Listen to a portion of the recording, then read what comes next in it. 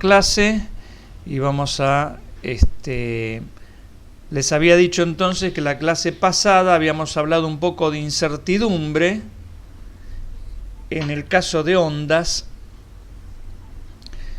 Hasta ahí estábamos suponiendo que uno podía suponer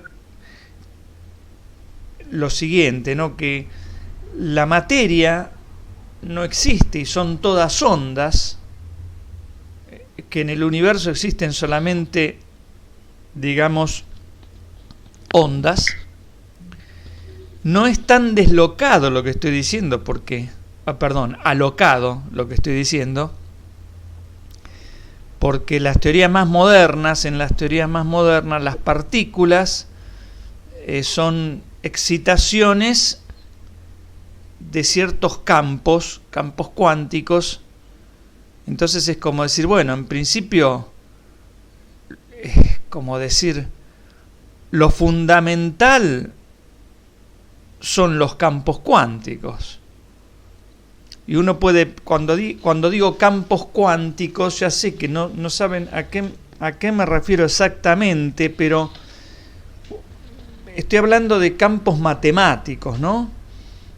Vieron lo que es un campo en matemática, digamos, donde, por ejemplo, a cada punto hay asociado un vector. Eso es un campo vectorial. O a cada punto hay asociado un tensor o su representante, que es una matriz. Eso es un campo tensorial. Bueno, acá es más o menos parecido, nada más que generalmente en esos puntos hay operadores cuánticos que crean y destruyen partículas. O sea, ese es el formalismo, ¿no? Entonces, como decir, bueno, la partícula, como decir, bueno, el gravitón no existe. Existe el campo cuántico de la gravedad y el gravitón es una partícula de ese campo, qué sé yo, por decir algo. El fotón es una partícula del campo electromagnético cuantificado, ¿no? Y así sucesivamente.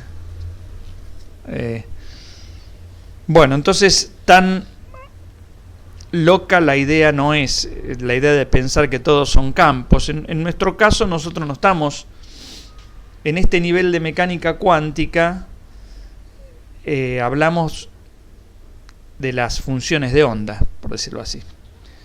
Entonces, o de las ondas, como quieran llamarlo.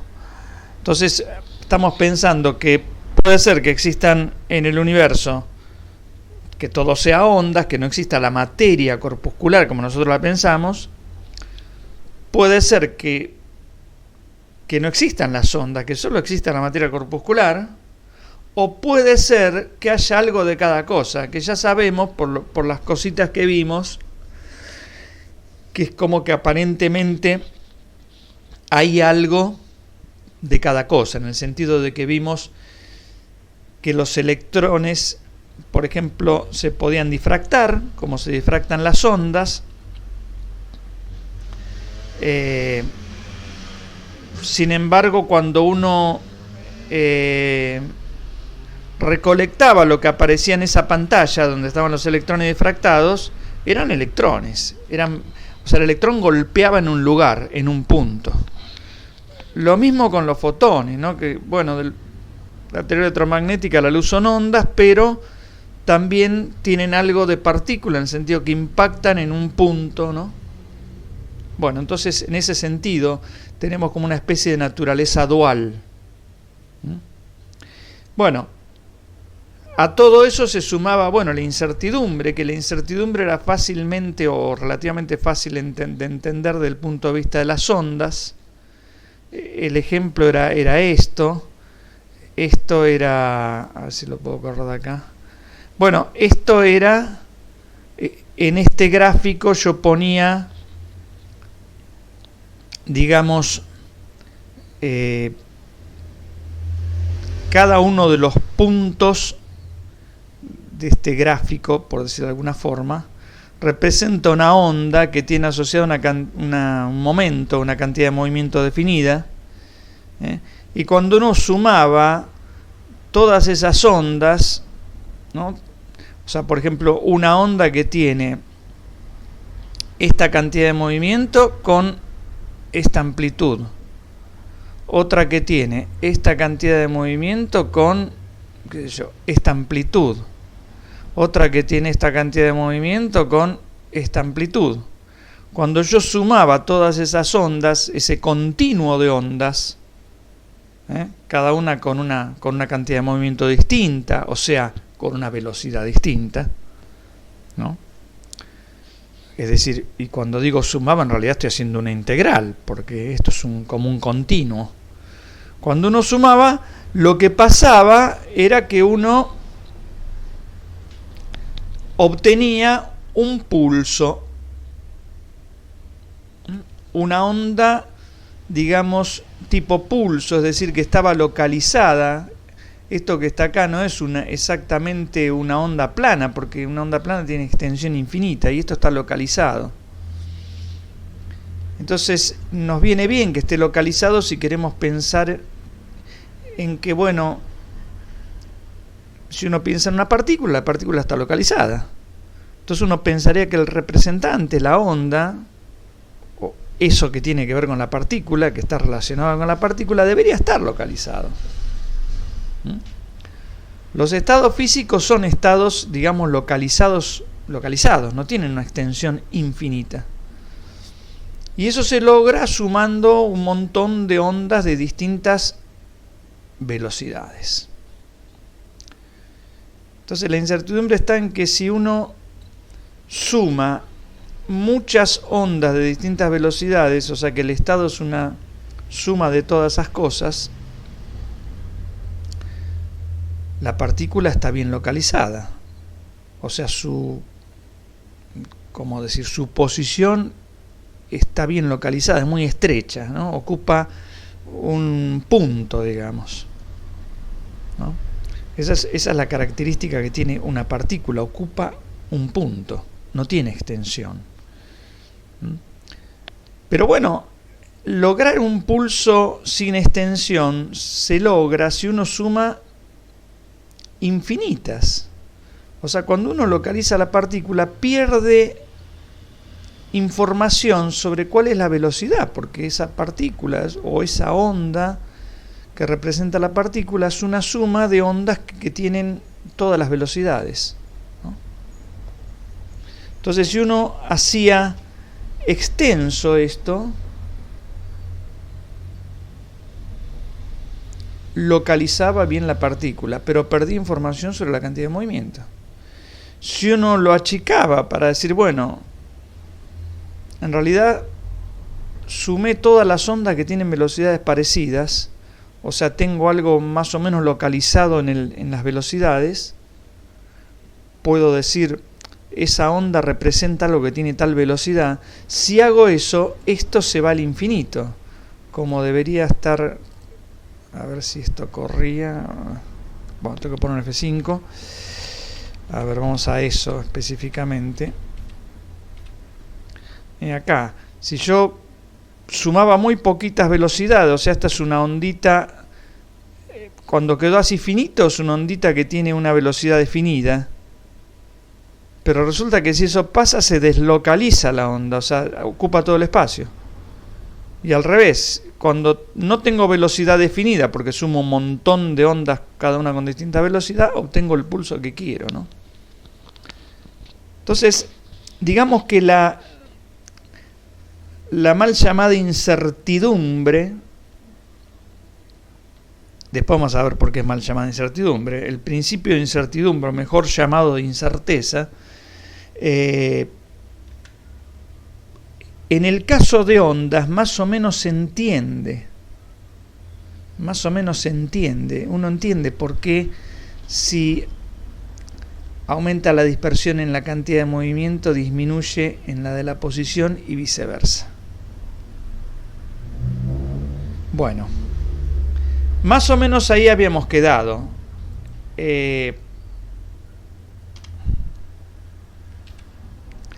Ahora vamos a ver cómo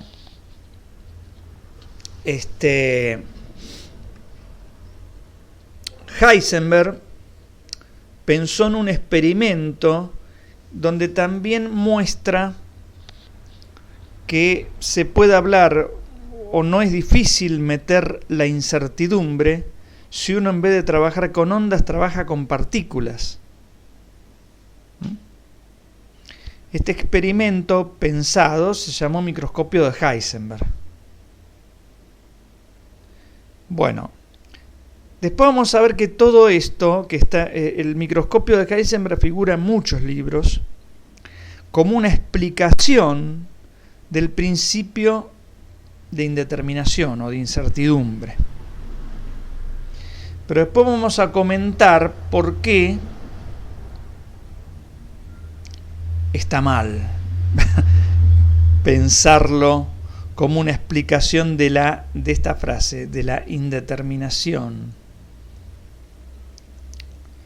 Pero primero comento el experimento que pensó Heisenberg. Primero, para hacer eso, uno se tiene que acordar, si no se acuerda no importa porque lo voy a comentar ahora, que si uno tiene, por ejemplo, está observando, olvídense de la mecánica cuántica, piensen que este punto rojo es una hormiga, esta es la lente, o una bacteria si quieren, esta es la lente de un microscopio, el objetivo. Entonces, la luz, yo veo a la hormiga, o la hormiga proyecta su imagen, o la bacteria proyecta su imagen en esta pantalla que se ve acá, porque bueno, la luz sale de la bacteria, pega en la lente y la lente la hace converger acá. Ahora, el tema es así. Acá hay algo que se llama difracción de por medio. ¿Qué significa eso? Supongamos que la bacteria fuese exactamente un punto. Uno podría pensar que un punto emite la luz y la lente la concentra esa luz otra vez en otro punto. Pero en la vida real eso no pasa.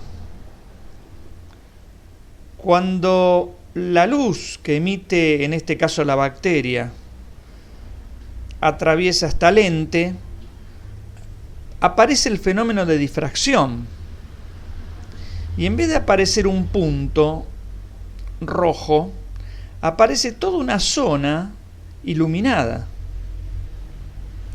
con diferente intensidad. Por ejemplo, la zona central tiene mucha intensidad, en este caso el color rojo. Si uno se va alejando, la intensidad va disminuyendo. Pero un punto no me genera como imagen un punto. ¿Está bien? Eso es algo de la óptica, que se entiende perfectamente. Las cuentas por ahí son media largas, pero son bastante sencillas. Y se llama difracción a través, por ejemplo, de una abertura circular, por ejemplo. En realidad, cuando yo corto, secciono la luz que sale de esta bacteria o de este punto, la luz que sale para todos lados, pero yo solamente me quedé con una porción, que es la que llega a la lente. Yo solamente me quedé con esta porción, porque también salen porciones para todos los otros lados, pero yo no las tomo esas porciones. Cuando yo a la luz que emite un punto le hago eso, me agarro solamente una porción de esa luz, entonces no voy a obtener como imagen de ese punto otro punto. Voy a pagar un precio por seccionar ese frente. El precio que voy a pagar es que voy a obtener un punto extenso, o sea, una cosa borrosa. ¿Está bien? Algo borroso, no localizado perfectamente como este punto. Eso, cuando uno habla de microscopio, está ligado con lo que se denomina poder de resolución del microscopio, ¿no? Yo enfoco un punto y veo algo borroso, qué sé yo, que tiene una extensión. Si yo pongo otra bacteria acá al lado, resulta que la extensión de este punto se va a superponer a la extensión de este punto, y acá no voy a ver dos bacterias, voy a ver toda una cosa entera, todo no va a estar, no voy a poder resolver. Resolver significa distinguir estas dos cosas como dos puntos. O sea, pierdo la resolución. Vuelvo a repetir, eso se debe a lo que se conoce como difracción. La difracción no nos podemos sacar de encima la difracción.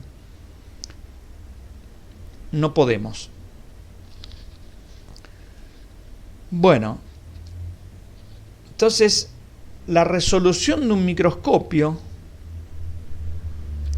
que estaba relacionado con este delta X, que es en realidad la distancia que yo puedo resolver. Es decir, voy a poner un ejemplo con números.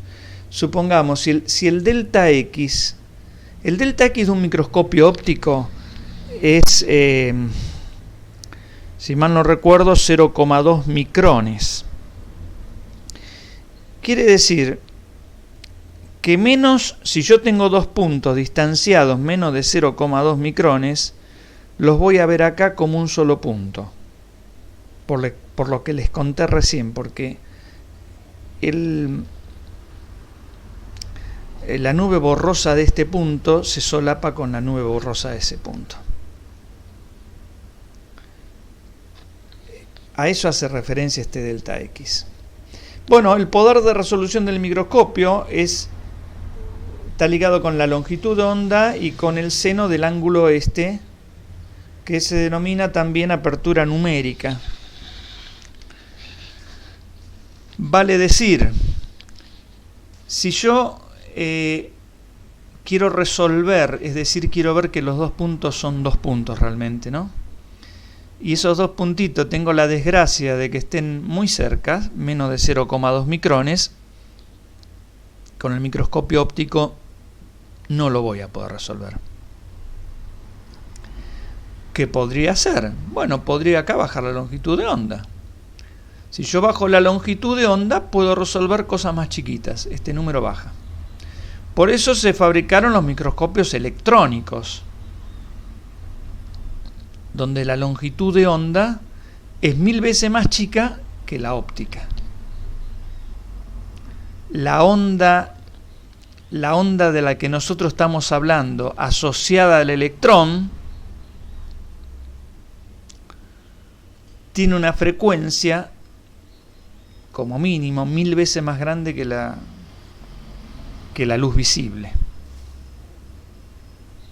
Entonces ya les dije algo, ¿no? Porque digo, la onda asociada al electrón de los microscopios electrónicos, ¿no? Entonces flaco, quiere decir que no sé qué cuerno es esta onda, pero hay una onda asociada a la partícula, digamos. Si no, no funcionaría el microscopio electrónico, ¿no? Así de simple. Bueno, por eso los microscopios electrónicos tienen 1000 veces más poder de resolución que los microscopios ópticos. Bueno, eso es por un lado. Por otro lado, habíamos visto que la cantidad de movimiento de un fotón se podía escribir como h sobre lambda, donde lambda es su longitud de onda.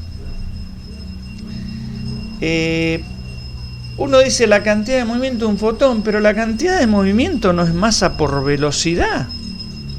Pero si el fotón no tiene masa, ¿no tendría que ser cero? Recuerden que el fotón no tiene masa, o la luz, hablando burdamente, no tiene masa, pero igual empuja. Lo habíamos visto. Y del electromagnetismo salía algo de eso.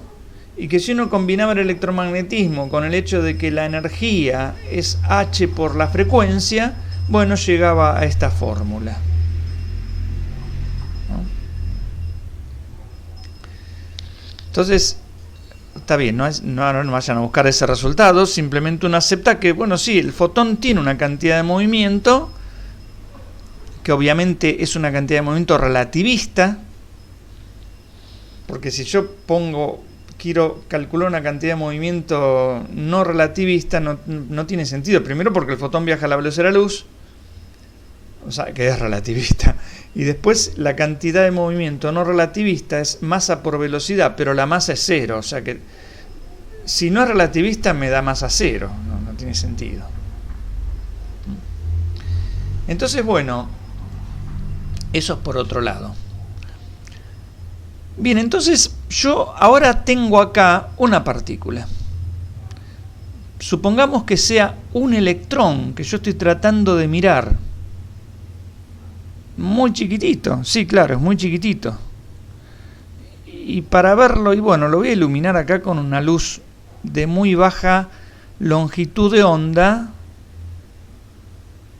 porque eso me permite una buena resolución. O sea, si lambda disminuye esto, y eso significa que yo puedo ver cosas más pequeñas.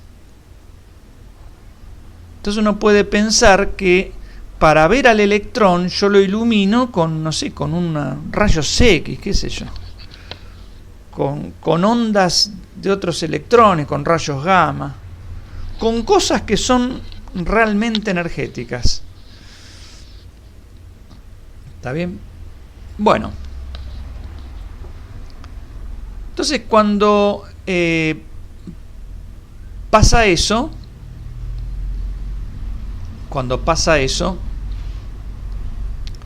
el fotón, ahora pienso, porque en toda la mecánica esta uno habla de onda, de polvo de partícula, ¿no?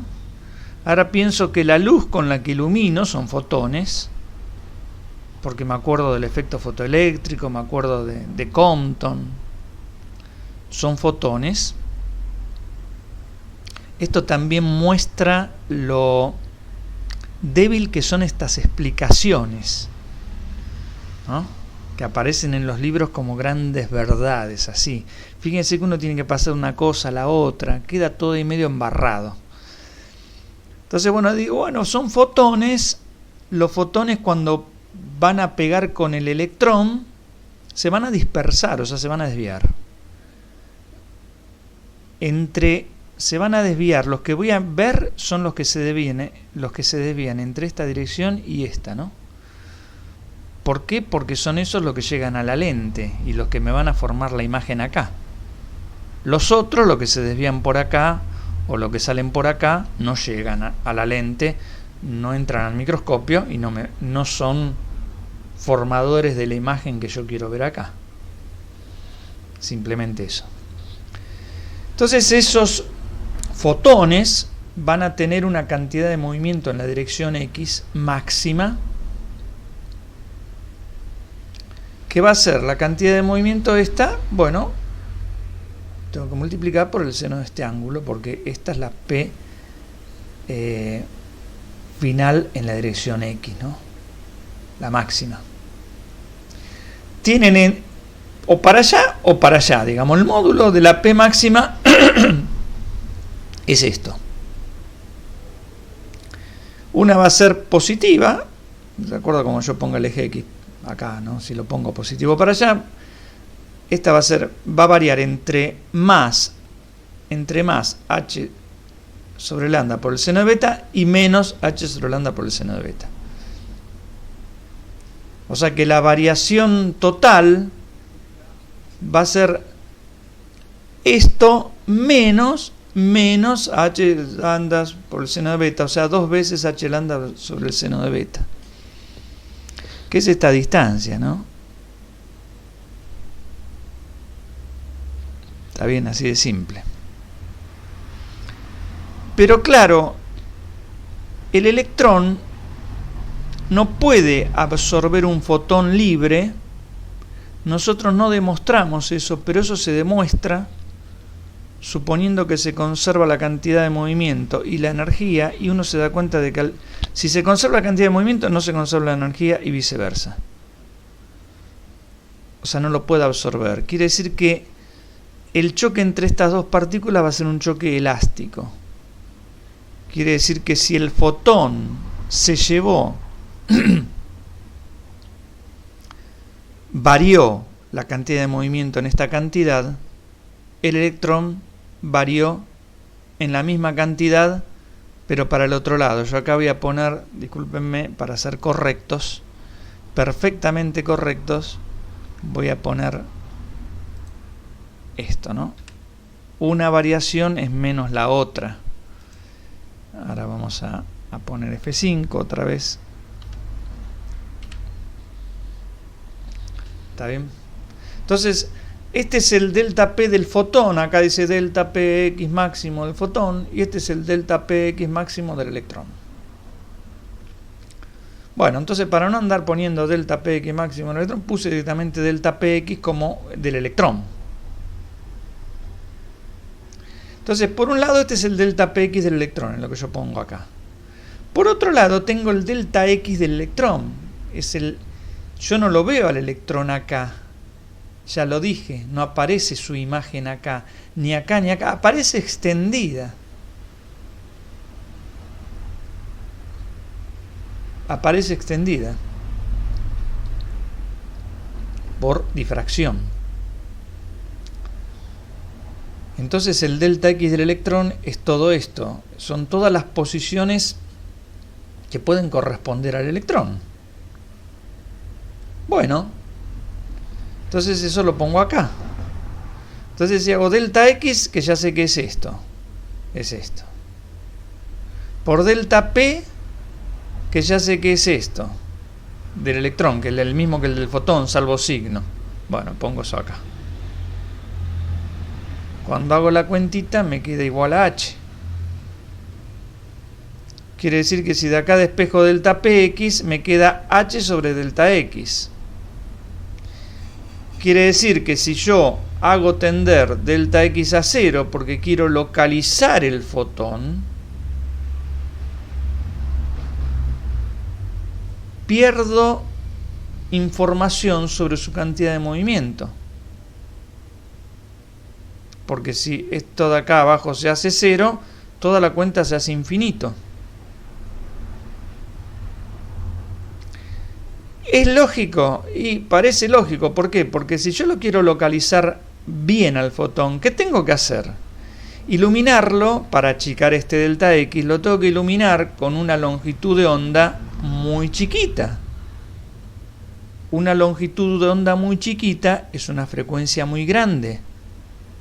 Una frecuencia muy grande es un fotón muy energético, porque la energía del fotón es H por la frecuencia.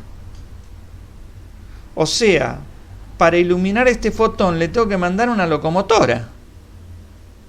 Pero si le mando una locomotora, ya no sé dónde estaba porque la atropellé. No tiene sentido hablar de su velocidad porque lo que le mandé lo arrasó. Entonces pierdo noción sobre la velocidad de la partícula. Bueno, todo esto que yo les conté es la manera en que el señor Heisenberg intentó dar una explicación con los dedos de cómo se podía entender la incertidumbre aún en el caso de las partículas. Porque en el caso de las ondas es fácil, lo vimos antes, uno hace con el MATLAB, suma todas las ondas y cada vez pone más ondas, cada vez suma ondas con diferentes cantidades de movimiento y cuando hace esa suma le da un piquito, o sea, le da una onda localizada, un delta X chiquito, pero el delta P es grande, ¿no? Perdón que sea tedioso, ¿no? Delta P grande, el P va desde acá hasta acá, me asegura un delta X chiquito. Esto lo puedo hacer haciendo una integral de ondas. Está bien, hay que saber cómo hacerlo, pero uno lo pasa inclusive numéricamente. Esto está hecho con MATLAB. Y no tiene nada de raro.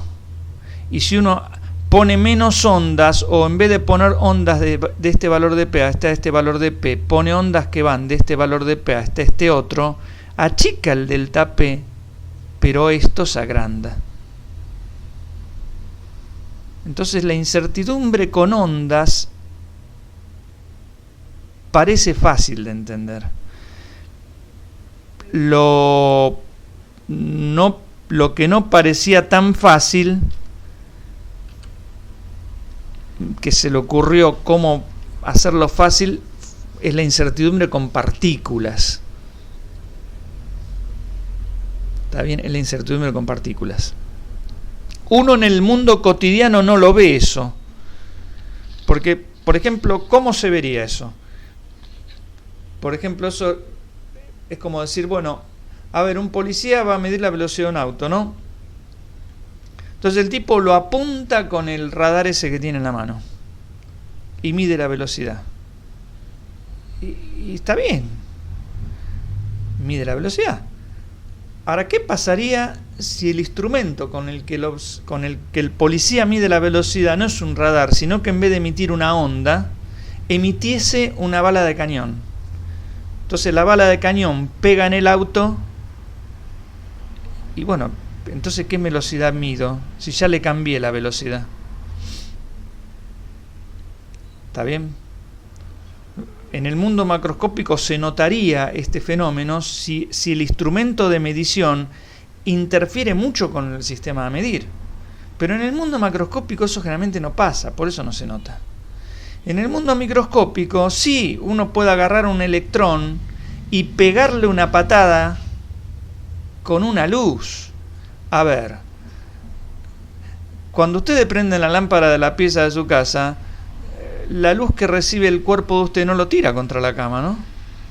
No lo empuja. Pero la luz empuja. La luz empuja. Lo que pasa que frente a toda la fuerza que hay sobre el cuerpo de usted, no existe eso. ¿Está bien?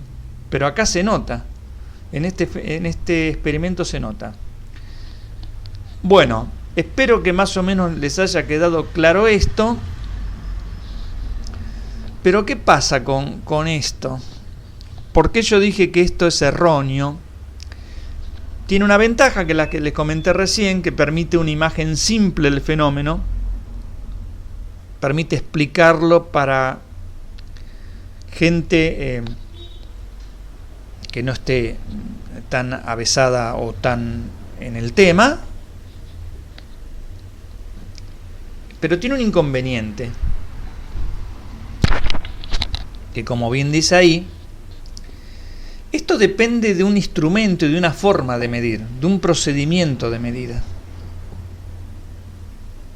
Y ese es el inconveniente, porque la mecánica cuántica no necesita de eso. El principio de incerteza en la mecánica cuántica aparece solito. Por eso no me gusta llamarlo de incertidumbre, porque la palabra incertidumbre está relacionado con los experimentos. Yo, por mi método con el que medí la posición del electrón, por el método, por el instrumento que utilicé y por el método, como es una porquería, no voy a poder medir la posición porque lo voy a empujar. Eso es la incertidumbre. Ahí, en ese caso, el experimento, el instrumento, tiene una incertidumbre porque interactúa o de alguna forma no me permite tomar una medición sin alterar el dispositivo que yo mido. Pero en la mecánica cuántica, y esto es lo importante de todo lo que les conté, la incertidumbre no aparece ligada a ningún experimento. A ningún experimento. ¿Por qué? Porque es un teorema que yo en un momento había puesto la demostración y después la terminé sacándola porque es media larga y estamos tratando de explicar física de otra manera. Una vez que uno entiende los conceptos, después puede ir y mirar la cuenta, digamos, si quiere. En mecánica cuántica la incertidumbre aparece porque, dados dos operadores, A y B, por ejemplo, posición y cantidad de movimiento, Si uno calcula la dispersión, o sea, lo que antes acá era delta X y esto era delta P, que vimos recién, la dispersión por un teorema es mayor o igual que esto, el módulo del valor medio del conmutador de A con B. Este es un teorema que sale utilizando los postulados de la mecánica cuántica. Bueno, ¿cuáles? Bueno, que el estado está asociado a una onda. Ya no es más como en mecánica clásica un vector. El estado en mecánica clásica es un vector donde vos le decís al tipo la posición de la partícula y la velocidad en cada momento. Eso es dar el estado del sistema. Acá no. Acá en mecánica cuántica el estado es una función de onda. Raro, sí, raro, pero es así, una función de onda. Bueno, ese es uno de los postulados. El otro postulado es que las cantidades que yo voy a medir, los observables de la teoría, las magnitudes, son operadores. Operadores, ya no son vectores simples, el vector velocidad, el vector fuerza, no, son operadores. Y que en general pueden no conmutar, o sea que A multiplicado por B no es lo mismo que B multiplicado por A. Ese es el otro postulado que está detrás de esta demostración. Y también que estos operadores no son cualquier cosa. Son operadores hermitianos que tienen valores, hablemos en dimensión finita, cuyos autovalores son reales, etcétera. O sea, son operadores observables, digamos. En dimensión finita, un operador observable es un operador hermítico. Bueno, no entremos en detalle, pero hay condiciones matemáticas sobre estos operadores. Hay condiciones matemáticas. Todas esas condiciones matemáticas no estaban en la época, estaban en la época de Schrödinger. Me refiero a que no las inventó Schrödinger. Los responsables fueron otras personas como von Neumann, que fue el que creó toda la parte así muy rigurosa, matemática muy rigurosa de la mecánica cuántica. Bueno, ese es otro de los postulados. Y otro postulado es el que utiliza esta fórmula donde sale esto, la demostración, es el postulado de probabilidad. Bueno, vuelvo a repetir, esto no está ligado a ningún experimento, a ninguno. Por eso no se llama principio de incertidumbre. Sí, se lo sigue llamando así, pero es más correcto decir de incerteza. La incertidumbre hace referencia a un procedimiento experimental o a un aparato de medida, etcétera, ¿no? Bueno. Bueno, después aparece otra cosa que es el principio de complementariedad. El principio, voy a detener un poco esto si puedo, si no me lleva atrás. Antes de mostrarles eso, el principio de complementariedad dice que la naturaleza, si bien tiene ese comportamiento dual extraño, o se presenta de una manera o se presenta de otra. Lo voy a decir así a la que te criaste. O ves una onda y medís una onda o los fenómenos ligados con la onda, o ves una partícula. Eso. Ahora, claro, los experimentos modernos ponen medio en discusión, en tela de juicio eso, ¿no? Pues nosotros vimos fenómenos donde aparecían los puntitos, pero también aparecía una cosa de difracción ahí. Bueno. En su momento, el principio igual es discutible lo que les dije recién. El principio es que las dos visiones de la naturaleza son excluyentes. Eso está ligado con lo que yo puse en el grupo de WhatsApp, esa imagen que sobre una pared, ese cilindro iluminado que en una pared proyecta una cosa y en la otra proyecta otra, ¿no? Cuando uno ve una proyección, una pared del cilindro proyecta un cuadrado y en el otro proyecta un círculo. O veo el cuadrado o veo el círculo si miro la otra pared. Está ligado un poco con ese dibujo. Bueno, ese es el principio de complementariedad y fue obra de Bohr. Acá lo que se ve, bueno, es medio largo para pasar este videíto. Acá, bueno, el tipo tira partículas y salen como partículas. O sea, las partículas pasan por esta ranura, pasan por esta y forman estos dibujos. Si es una onda, ¿no?, atraviesa la ranura y llega donde está enfrente de la ranura y con una forma de difracción. No llega a un punto. Acá esto no tiene el ancho de la ranura, esto es más ancho que la ranura, por lo que yo comentaba recién. Cada vez que vos cortás un frente de onda aparece la difracción, ¿no?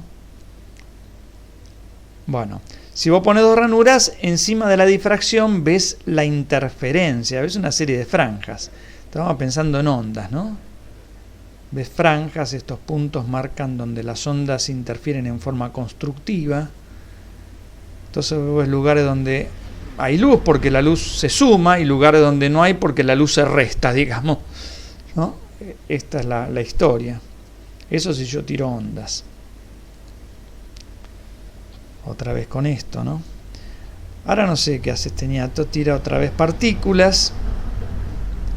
Bueno, muestra con partículas así, con ondas así. Yo no pude recortar este video, obviamente este video no es mío, lo tengo que usar como está. Y ahora tira electrones por esta ranura y ve electrones. Ahora si pone dos ranuras, ve este patrón de difracción, ¿no? Electrones sí, electrones no, electrones sí, otra vez se empieza a manifestar la onda ahí.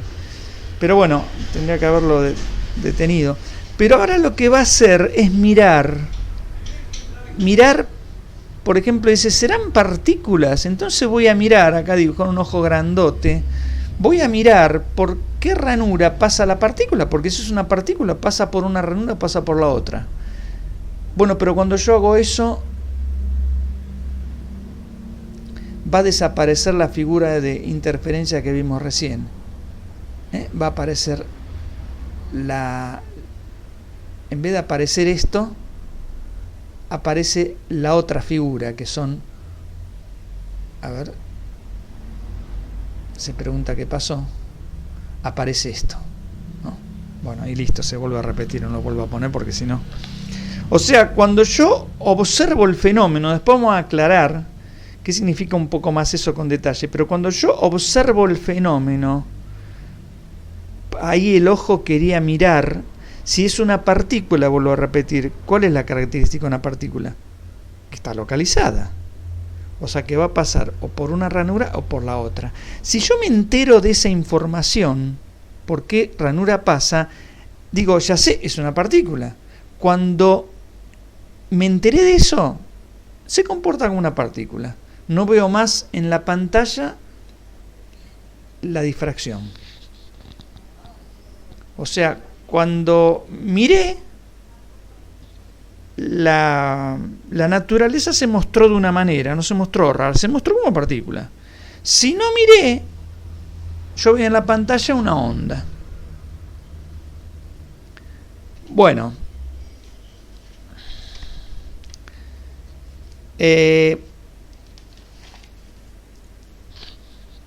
Bohr explicó o trató de, a ver cómo podría decir esto, de demostrar, vamos a decir así, esto de decir, bueno, si yo llego a ver la partícula como partícula, no puedo ver la figura de difracción. Entonces, la cuenta es simple y por eso la puse, pero hay que explicar un poco porque tiene su detalle. Parece muy tonto, pero no es muy tonto. Bueno, primero acordarse que si olvidémonos de la mecánica cuántica. En óptica, materia de segundo año, por acá viene luz y se forma este patrón de interferencia, franjas claras, ¿no? Acá, oscuras acá, otra vez claras, ¿no? Otra vez oscuras. Y los máximos de difracción estaban ubicados acá, o sea, el seno de este ángulo, este es el ángulo θ, y el seno de este ángulo era lambda sobre d, esto, lambda sobre d, o 2 lambda sobre d, o 3 lambda sobre d, o 4 lambda sobre d, y uno va encontrando todos los máximos, o para el otro lado, menos 1 lambda sobre d, menos 2 lambda sobre d, y voy encontrando este máximo, el otro que andará por acá, etc. Y los mínimos estaban equidistantes entre los máximos, entre este máximo y este máximo hasta este mínimo.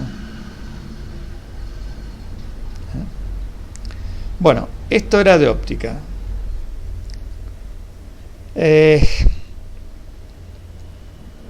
Entonces, yo digo, para detectar por cuál de las ranuras pasó esa partícula, por llamarla de alguna forma, necesito una incertidumbre en esta dirección bastante menor a D. ¿Qué es lo que dije? Necesito poder ubicar a la partícula, por ejemplo, vamos a poner un ejemplo con números. La distancia entre acá y acá es 1 metro. Si yo voy a medir, en vez de con un instrumento lindo, voy a medir, o pongamos así para que sea mejor, supongamos que la distancia entre este punto y este punto es 1 micrón.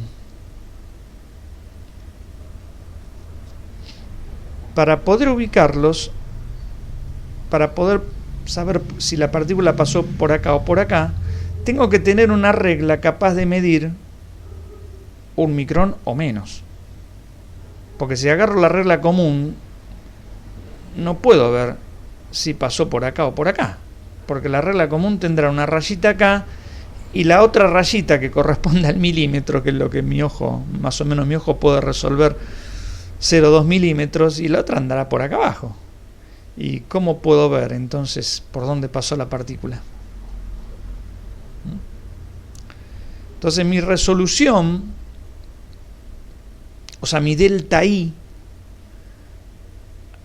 así lo voy a llamar, mi delta I, o sea, esto, las distancias, las distancias en esta dirección tienen que ser mucho menor que D, para que esto tenga sentido, ¿no? Yo tengo que poder resolver distancias mucho menores que D. Bueno, pero claro, ya sabemos que si uno achica el error, digamos así, para fijar ideas, vuelvo al experimentito anterior, discúlpenme, si uno achica esto, o acá, digamos, ¿no? Vamos a verlo acá, si uno achica esto, genera incertidumbre en esto, o sea, esto se agranda. ¿Está bien? Cada vez que achico la incertidumbre en la posición, automáticamente se agranda la incertidumbre en la velocidad. Esto es m por v, la cantidad de movimiento, ¿no? Bueno.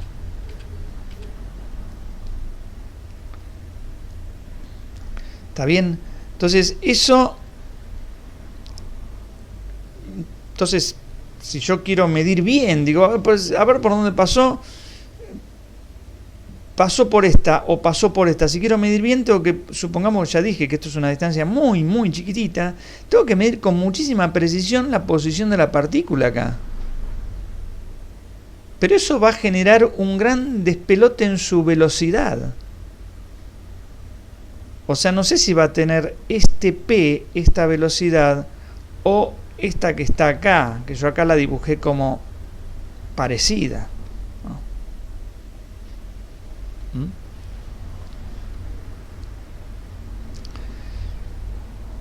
Fíjense, para que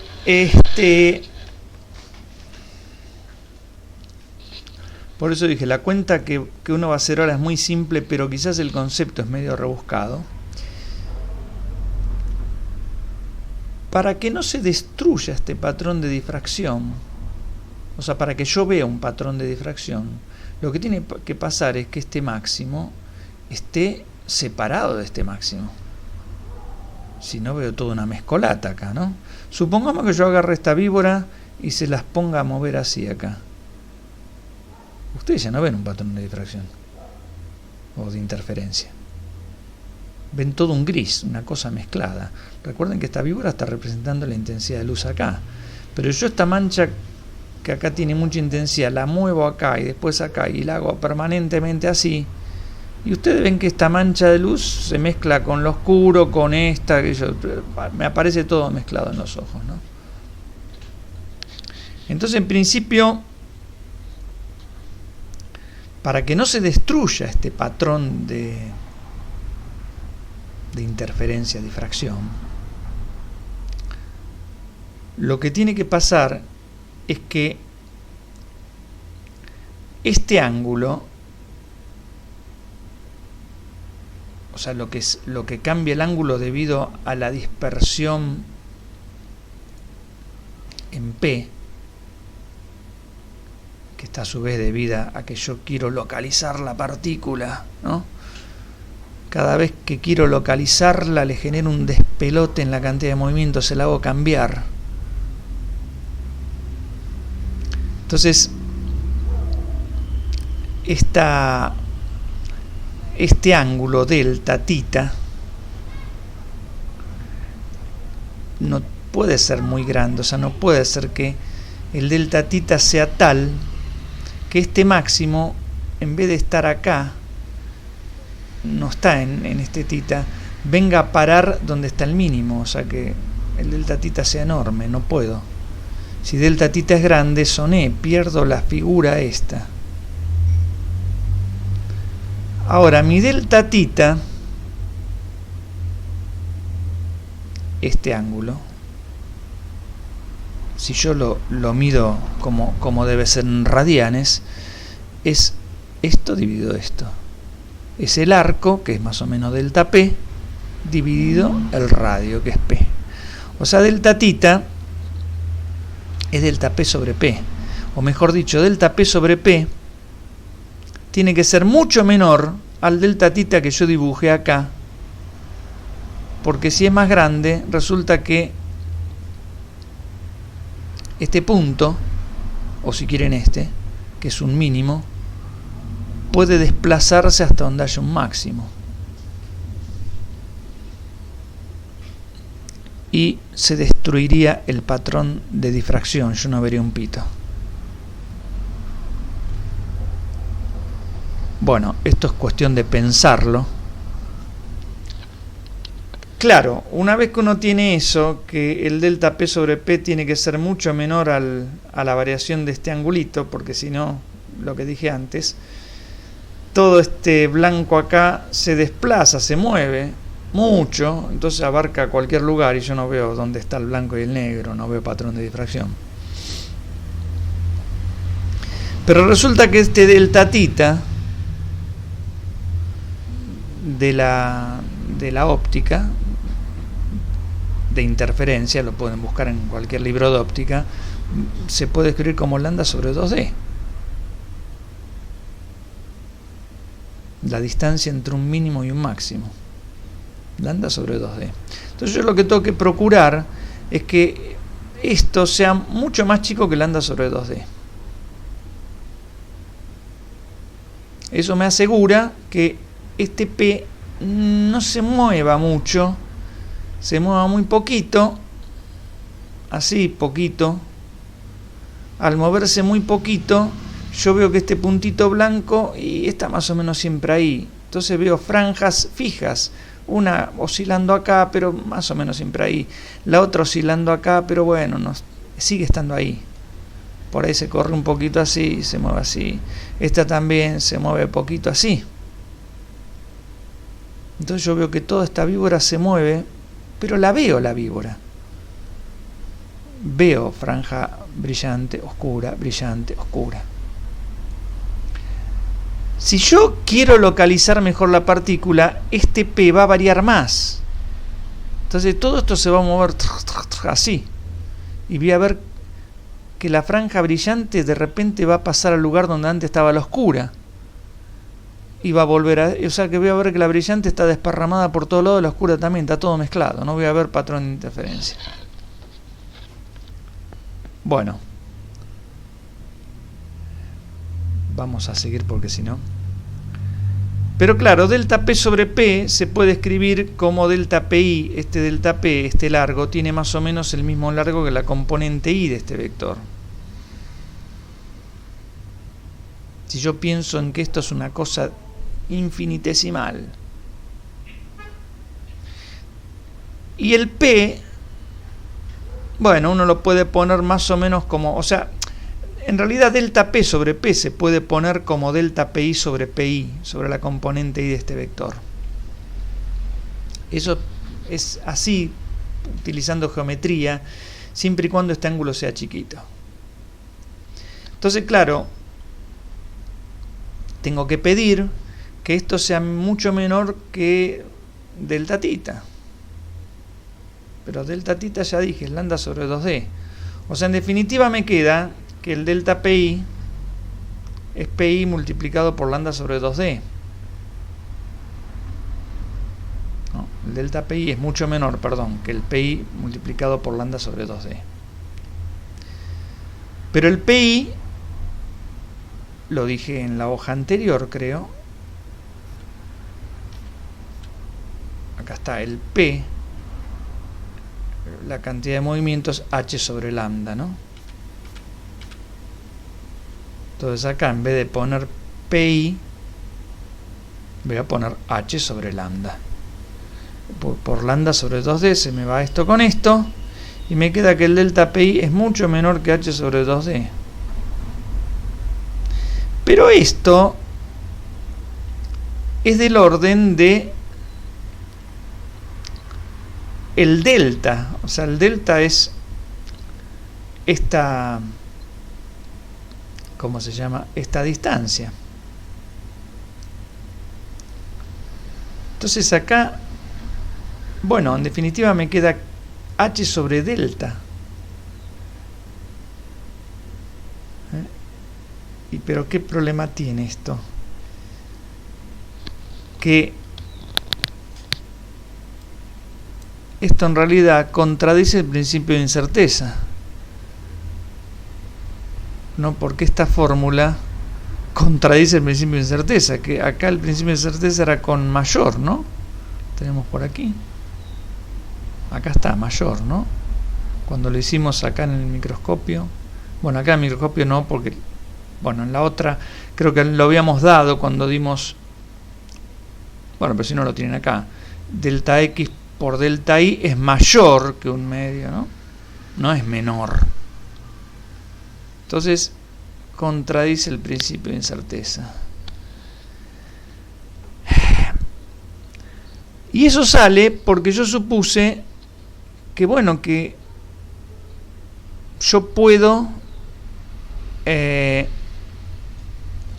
tener el dibujo de la que haría si fuese una onda, y puedo también ver por dónde pasó la partícula. Cuando hago esas dos cosas a la vez, si puedo mirar como hizo el ojo que miró antes, si puedo mirar si la partícula ha pasado por acá o por acá, esto me está diciendo que si puedo mirar no se va a cumplir el principio de incerteza. si yo supongo que además voy a tener la figura de difracción que hace la onda. Por eso cuando el tipo mira, desaparecen las franjas, ¿no? Aparecen solamente dos cosas, que es como tener partículas pasando por ranuras, ¿no? Uno tiene partículas pasando por ranura, las partículas pasan por una ranura, impactan en un lugar, o pasan por la otra y impactan acá abajo. Tengo dos franjas, pero no tengo esta figura. Entonces, fíjense que la cuentita parece pequeñita, pero están todas estas cuestiones de por medio. Bueno, ¿con qué sigue esto?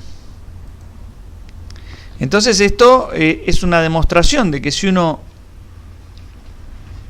mira, vuelvo a repetir el concepto físico más allá de la cuentita, si uno mira y puede ver por dónde pasó la partícula, ya está viendo que es una partícula, entonces desaparece la figura de la onda. Porque si estuvieran las dos cosas, pasaría esto. Y esto es lo contrario a lo que me dice el principio de incertidumbre. Bueno. Bueno, entonces acá se abren un montón de preguntas. Por ejemplo, si son las perturbaciones que uno introduce cuando mide lo que está destruyendo esta interferencia, ¿no? Después vamos a ver que en realidad no necesariamente, que la interferencia se destruye si yo conozco por dónde pasa la partícula, aún sin medir nada ni mirar nada. Aún sin medir ni mirar nada. Bueno, después hablamos de esto, dejémoslo eso. Acá, bueno, acá yo lo puse eso. No basta entonces, por ejemplo, con que las trayectorias sean distinguibles, sin llegar a realizar ninguna medida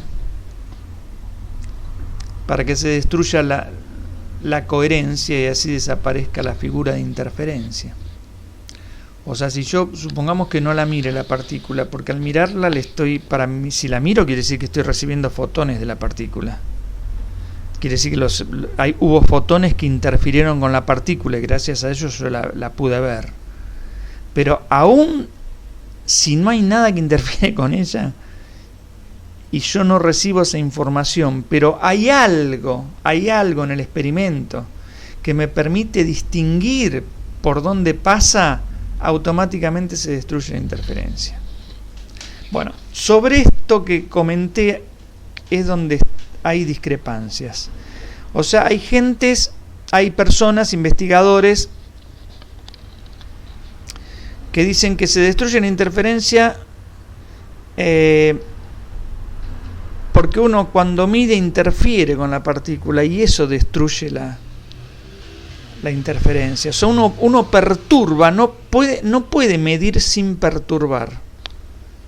Y eso destruye la interferencia. Bueno, esto es una publicación, fíjense en qué año estamos, ¿no? 1994. Estas cuestiones que se están discutiendo desde 1926 todavía siguen discutiéndose, ¿no? 1994 en revista Nature. Nature publica cosas que son de impacto, digamos aquí. Bueno, entonces hay algunos autores que afirman esto. Acá tienen una referencia y acá tienen la revista, y hay otros autores que no.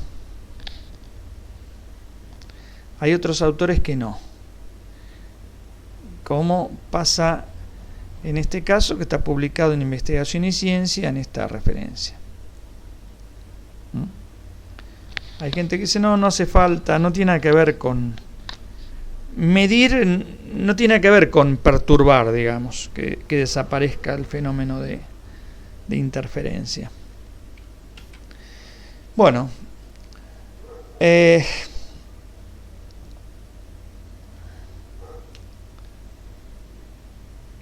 Bueno, ligado con eso último que dije, está este otro experimento que es de 1991, otra vez una publicación de Nature, que dice la prueba de la complementariedad, ¿no? De lo que les comenté recién, una prueba del principio de complementariedad utilizando óptica cuántica. ¿Qué hicieron estas personas? Hicieron este aparato que en la vida real, esto parece una estupidez, en la vida real obviamente no lo es. Y lo que hacen ellos es lo siguiente: tienen átomos, piensen, no sé, en átomos, si quieren, de helio, que se hizo difracción con átomos de helio en un momento de la vida. Esto que está dibujado acá son las ondas asociadas a esos átomos, las ondas asociadas a los átomos, o los átomos mismos, no sabemos. Sabemos que hay una manifestación ondulatoria de la materia. Esas ondas pasan por estos colimadores, o sea, estos son las ranuras, lo que estoy diciendo. Siguen viaje, acá hay un rayo láser, que es lo que se ve acá,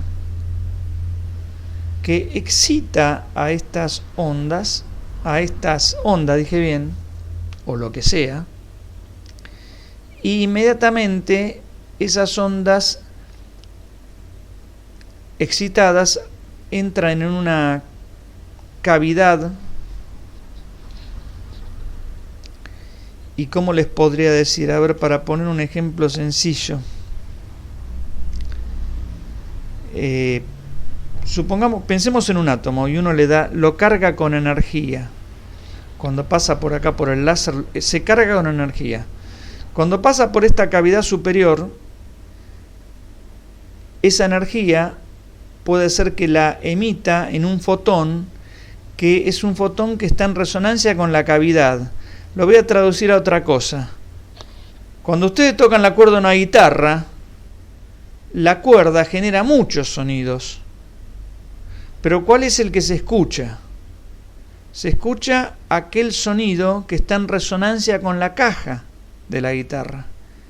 Ese es el que se refuerza y se escucha. Los otros mueren. ¿Está bien? Esta cavidad funciona exactamente de la misma manera. Hay que saber algo más. Cuando un átomo pasa por adentro de una cavidad y ese átomo está cargado de energía y por ejemplo tiene una energía, no sé, determinada, que corresponde, ahora ya saben que energía corresponde a frecuencia, ¿no? Energía E es H en U. Supongamos, voy a decir cualquier verdura, ¿no? El átomo que pasa por acá, supongamos, tiene una energía de 0,1 electronvolt. Y eso corresponde, supongamos, a una frecuencia de 1000 MHz. Si la cavidad esta tiene las dimensiones que acá una frecuencia de 1000 MHz resuena, bueno, el átomo se desexcita y va a emitir un fotón de 1000 MHz porque esa va a ser la frecuencia que sobreviva acá en la cavidad.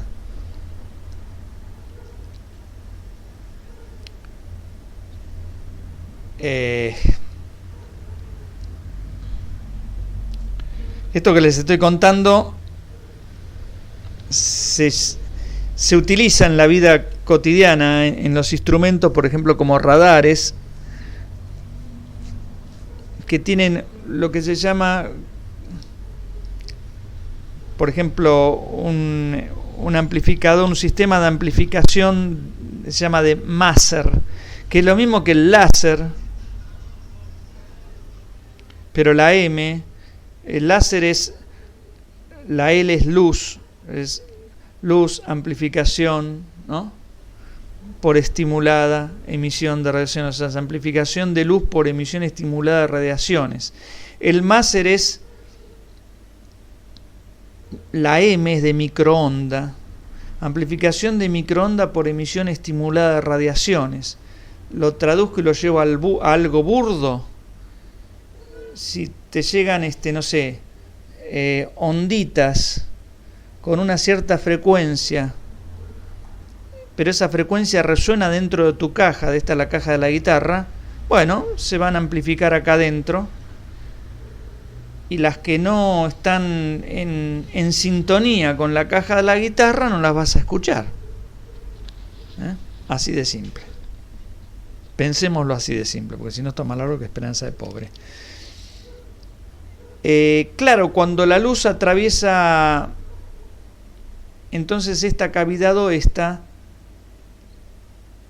va a emitir fotones. Si atraviesa la cavidad superior va a emitir unos fotones, si atraviesa la inferior va a emitir otros fotones. Pero entonces hay una manera de conocer si la luz salió de esta ranura o de esta. Así de simple. Pero si hay una manera de conocer si salió de esta ranura o de esta, el patrón de interferencia se va a destruir. Como se ve acá, se van a ver dos franjas, donde una enfrente de cada ranura. Esta es la ranura, supongamos que estos sean átomos de helio. Ellos van a pasar y los átomos de helio se van a depositar acá y acá. No se va a ver nada. En el medio no va a haber nada. Si fuese un patrón de difracción, sabemos que hay un máximo en el medio. O sea, esta franja roja debería estar acá, y acá a los costados debería estar negro. No hay átomos de nada. Pero acá está al revés.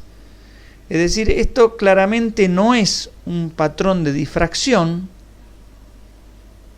Quiere decir que lo que salió de acá se comportó como partícula, porque yo metí un mecanismo, que es la caja esta, que me permite saber por qué ranura pasan. Si yo saco la caja,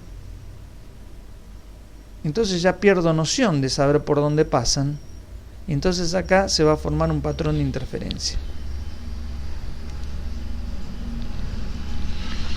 Bueno, este es el experimento que hicieron estas personas, que publicaron y que lo interpretaron de esta forma. Este experimento tiene igualmente sus bemoles. O sea, tiene cosas que a algunos investigadores no les cierra. Pero bueno, yo estoy comentando cómo fue evolucionando la ciencia, ¿no? Bueno, hagamos una cosa, porque yo ya estoy medio fundido. Dejamos acá, y después en media hora, porque terminé justo recién una conferencia también, en media hora, 8 menos 10, seguimos con esto. Perfecto. Vale. Bueno.